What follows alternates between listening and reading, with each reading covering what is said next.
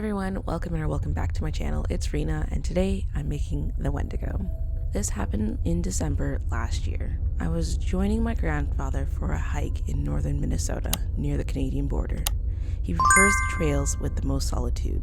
This trail led to a cabin deep in the woods. I always look forward to these trips, just the trees and whatever lives in them, the quiet and the bonding time with my grandfather. But now, I won't be going back.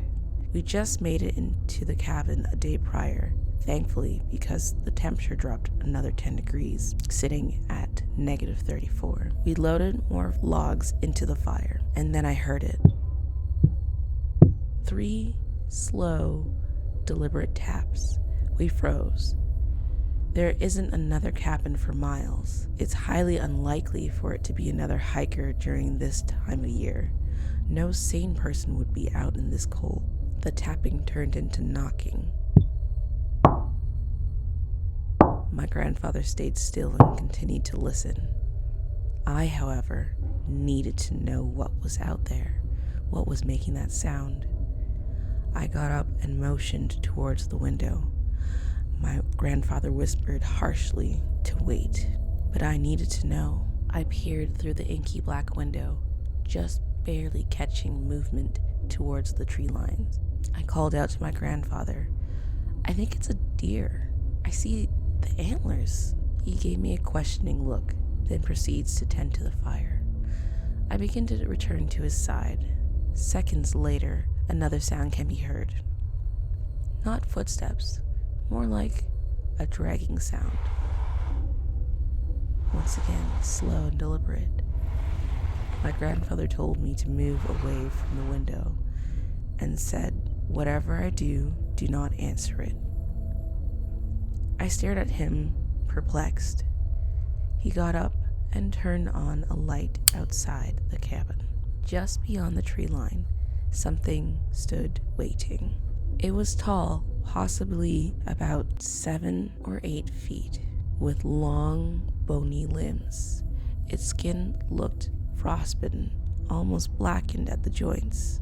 The antlers I saw, it was a part of the deer's skull that it seemed to wear as a head. It moved close to the window. Its teeth were too many, too sharp. I watched it open its mouth, and a feminine voice poured out. "Max, open the door. It's so cold out here." It was my mother's voice, but she was at home 2 states away. "Let me in, Max." My grandfather grabbed his rifle and ordered me to stay near the fire. We spent the next 2 hours listening to it circling the cabin, slowly scraping the walls like it had all the time in the world. I was so stunned. I hadn't spoken the whole time. I asked my grandfather what it was and what does it want. He just said he would explain when we get out. I asked, when would that be? He looked dead into my eyes and said by first light, in 5 hours from now. It went back to knocking, but this time at the door, it called out using my father's voice. "Max, it's so cold out here. Please let me in. I'm so very hungry." It tried the door handle, but it was stopped by the 2 deadbolts set in place. It pounded against the door, shaking the frame. My grandfather readied the rifle. The door started to crack. I screamed, "Leave us alone!" Grandpa spoke sharply at me and ordered me not to talk to it. The hits got heavier, bowing the wooden door. A skinny, bony hand filled the new formed dark hole in the door. My grandfather took aim and fired. It roared, a hideous sound of anguish. Heavy footsteps could be heard, leaving towards the tree line. I moved a heavy cabinet in front of the door. We sat in silence until the first ray of sunshine kissed the skyline. It never came back that night. We quickly packed up our belongings and moved the cabinet out of the way and hiked the 5 miles to our car. The whole way back, I kept feeling like I was being watched, but nothing further happened.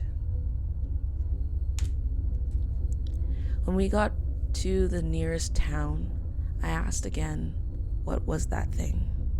He said without looking at me, some call it a knot deer, some call it a wendigo, but whatever it is, we shall never speak of it again. You are not allowed to return to these woods, and frankly, I don't think I ever will.